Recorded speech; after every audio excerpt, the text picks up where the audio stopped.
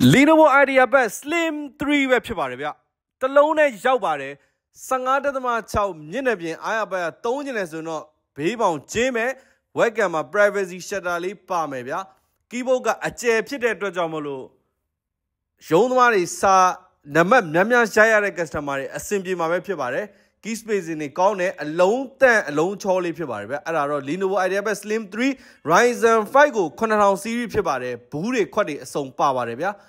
15.6မြင့်တဲ့ပြင်15.6 size ကကျွန်တော်လက်ထဲမှာပေါ့ပေါ့ပါကင်ထားရတာတော့ Slim 3ပဲဖြစ်ပါတယ်။ RAM 16GB နဲ့ SSD 512ဆိုတဲ့အနေထားတော့ကျွန်တော်တို့ RAM တွေ upgrade လုပ်စရာမလိုတော့လက်တင်3ရုံပဲ SSD 512 video တွေဓာတ်ပုံတွေကြိုက်တဲ့လောက်တင်ဆက်လို့ရတဲ့ storage ပမာဏပဲဖြစ်ပါတယ်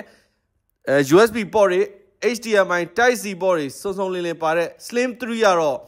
ဈေးနှုန်းကတော့18,500ကျမှာဖြစ်ပါတယ်။ RAM 6လတိတိပေးရပါတယ်။ software နဲ့ပတ်သက်လိုက် lifetime warranty ပေးတဲ့အတွက်ယုံကြည်စွာသုံးပါရန်ကုန် customer တွေကတော့အိမ်ရောက်ငွေချေနဲ့ delivery free နဲ့ပို့ပေးပါတယ်ဗျာ